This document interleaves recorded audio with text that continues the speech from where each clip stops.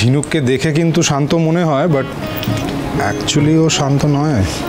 একদম বদমাশি বুদ্ধি ভর্তি ওর মাথায়। সামলাতে পারবে তো? হাঁড়ি কাটে মাথা দিয়ে দিয়েছি, আর তো কোনো উপায় নেই। এই যে তুমি আর দুষ্টুমি করছো না তো? একদম না, কিন্তু তুমি এতদিন পর আসলে জানো, তুমি না আমার কথা ভুলেই গেছো। তা কখনো হয়? আমি আমার টিনা ডালিকে কখনো ভুলতে পারি? এই তো ডলি, তুমি ভালো আছো তো? হ্যাঁ বৌদি, আমি খুব ভালো আছি, আর বিচ্ছুও আমাকে খুব ভালোবাসে।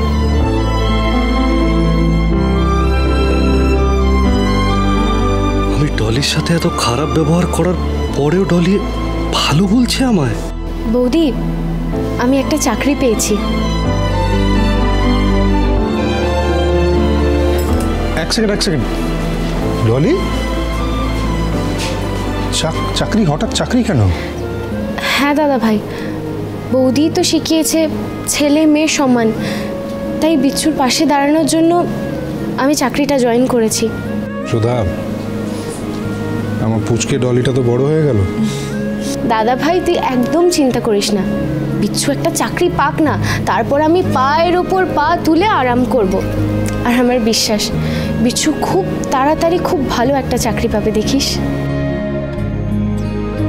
তবে কি আমি ভুল বুঝেছিলাম ডলিকে?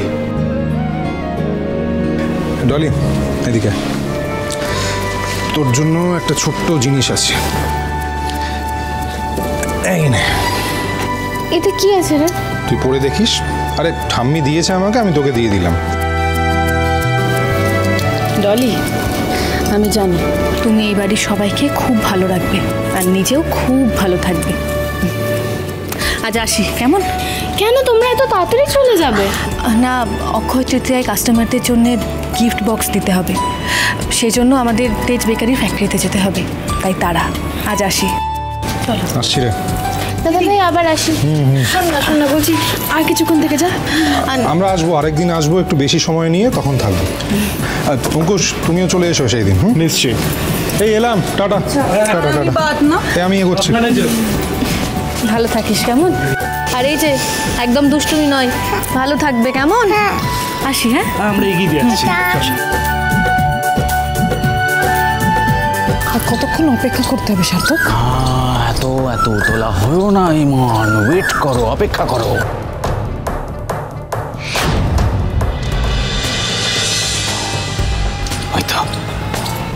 হয়তো ওরা আসছে। দাদা ভাই, বৌদি, তোমরা সাবধানে যেও। দিদি, জামাইবাবু, তোমরা সাবধানে যাও। ছিনু, এখান থেকে এইটুকু রাস্তা, কি হবে বলতো?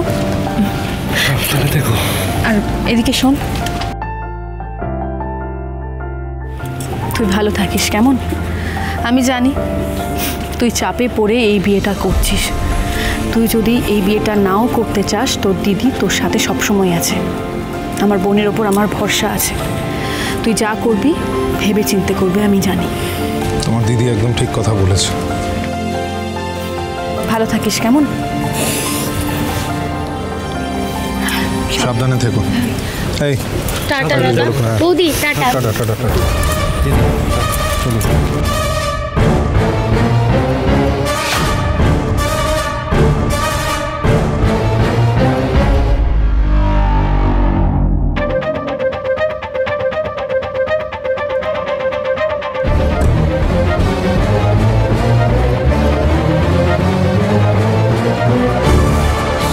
The countdown begins.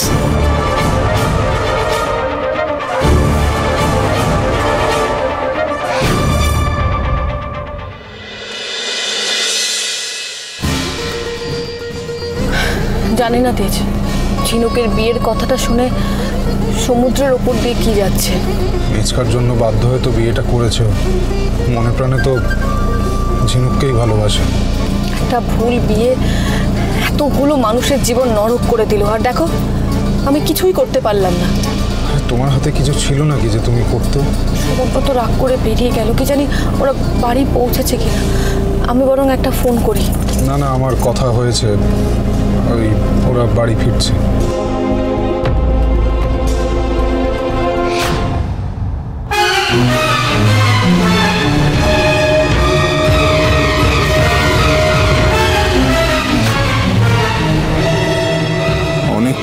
দেখছি গাড়িটা আমাদের পেছনেই আসছে, ফলো করছে নাকি?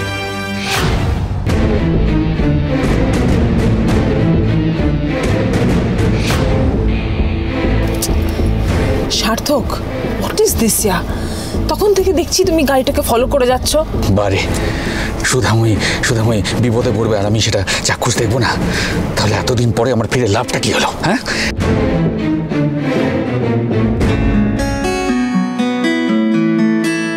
আশুতোষ বাবু ফোন করছেন।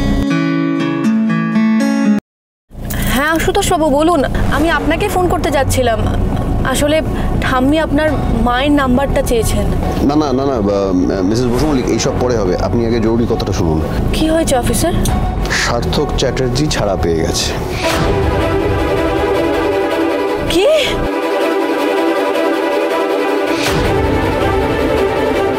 হ্যাঁ ম্যাডাম, সার্থক চ্যাটার্জি আজকেই ছাড়া পেয়েছে। আর এত কিছু হওয়ার পরে ও চুপ করে বসে থাকার তো ছেলে নয়। হ্যাঁ, আমি এটা বলতেই ফোন করেছি, আপনারা প্লিজ একটু সাবধানে থাকবেন। হ্যাঁ, thank you officer. Sudha brake লাগছে না। কি বলছো তেজ? হ্যাঁ, মনে হচ্ছে গাড়ির ব্রেক ফেল করেছে।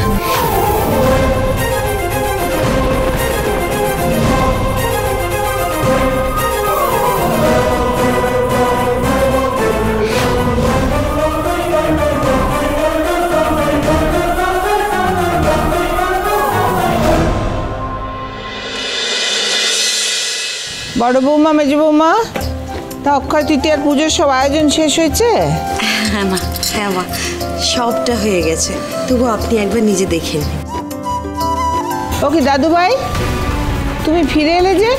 তেজ আর সুধা কোথায়? ও একা নয় গ্রানি, আমিও এসেছি, আর বিগলয়ের সিস্টাররা তো আসছে। তো তোমরা একা এলে কেন? তাদের নিয়ে এলে না কেন?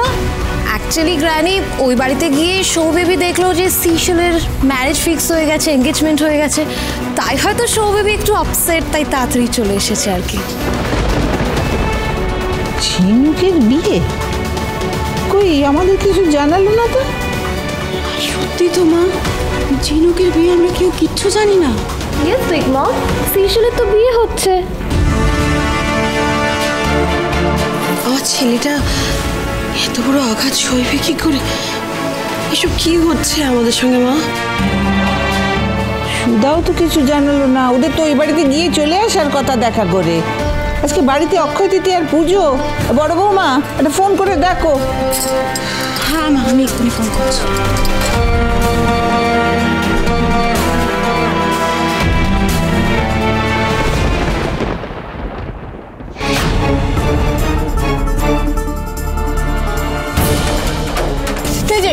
এবার কি হবে?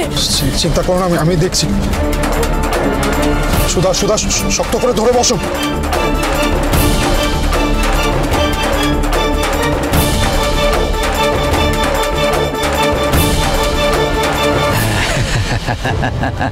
It's working.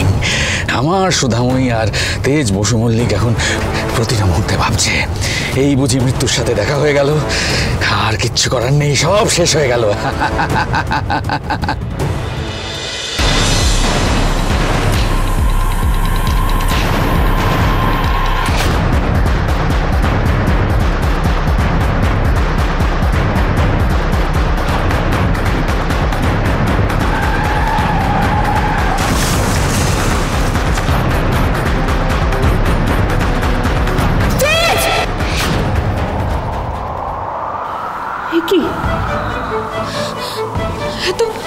এত দমকা হাওয়া আসছে কোথা থেকে? তুমি কিসের ইঙ্গিত দিচ্ছ গজানন?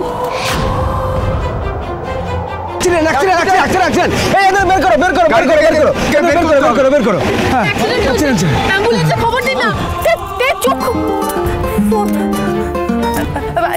একটু কথা বলুন না, এই জায়গাটা কোথায় একটু বলে দিন না। হ্যালো, অ্যাক্সিডেন্ট হয়েছে এখানে। কি হয়েছে শ্রীমন্তী?